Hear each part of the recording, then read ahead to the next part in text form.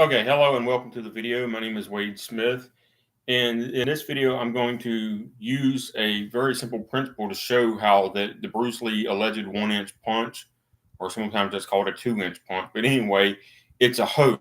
If you ever watch the video, it's not. The person that he does it on is no bigger than himself. First of all, and secondly, it's body torquing and more of a push than a punch, and he's pushing down into the person's solar plexus, and then they fell onto a seated chair that was behind them.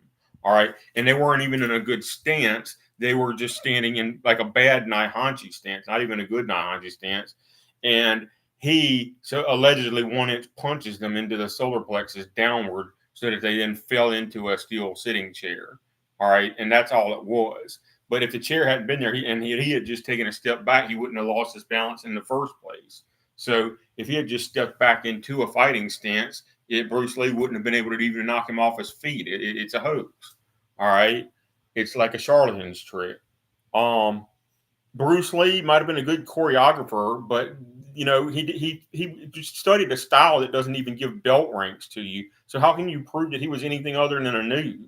Because he never fought anybody for real with any real evidence. I've seen some shady characters that are allegedly Bruce Lee in films, and I'm not even impressed with that. All right. And then in the choreography with Chuck Norris, Bruce Lee is actually making the same mistake that modern point and contact fighters use. He's jumping around and jiving in a real fight. That is not how Muhammad Ali actually fought, although he came into the ring doing that. He never did that against real opponents like George Foreman. When he fought George Foreman, he actually planted himself against the ropes because he knew he couldn't evade George Foreman forever, because George Foreman had excellent footwork.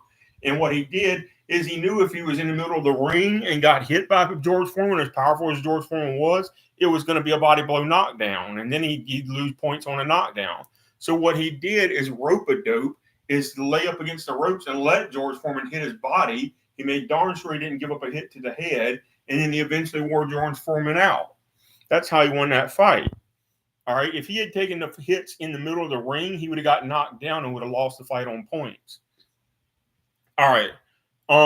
So Bruce Lee doing this dancing thing that he allegedly does against Chuck Norris's character to confuse Chuck Norris, that's nonsense. That's what these point contact fighters do. They're jumping up and down. The bad ones that don't get to the final four are doing this, and they think they're going to throw a sidekick from air position somehow, and it's a complete nonsense. They have no idea what they're doing, and yet they're somehow ranked in the top 100 in the world. All right? They have no idea what they're doing. And if you don't believe me, look for the championship round of the most recent world championship. And it comes down to, I think, a Chinese guy and a Japanese guy, or maybe it was a Japanese and an Okinawan. I think it's a Japanese gentleman and an Okinawan, and both of them stay planted, and not in a side stance like this, but in a natural guard or seisan stance, and they just stand there and wait for one another to make some kind of mistake.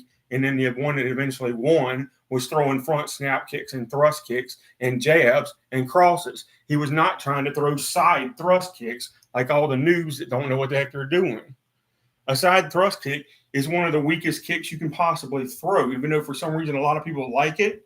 It's completely against natural body mechanics. It's very hard to get any real height or power out of a side thrust kick. You have to be like some kind of superhuman person to do it. Very few people can get real power out of it. I mean, I don't even think Chuck Norris is getting real power out of his sidekick, and he's famous for having a sidekick.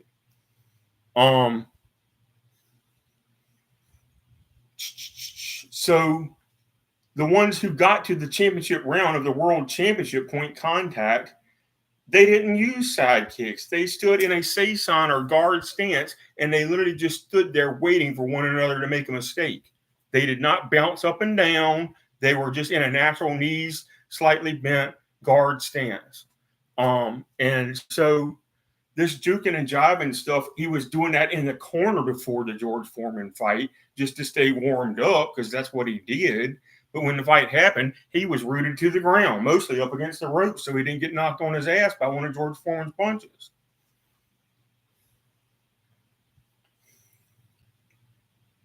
All right.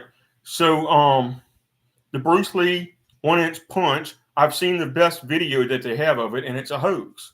It's a charlatan streak. I could do the same thing to Brock Lesnar. All right, have him stand flat-footed in a bad Naihanchi stance or so-called ready position, and just 1-inch punch him with your shoulder. And if you hit him straight in the solar plexus and then push all the way through, he's going to follow. He's going to take a step back because it's natural body mechanics. And if you've planted a steel chair behind him so that he trips and falls into the chair, you look like Superman. Oh my God, Bruce Lee 1-inch punched the guy and he fell on his ass. Well, he tripped over the steel chair, actually. All right. All right, that's what really happened there. That's a hoax.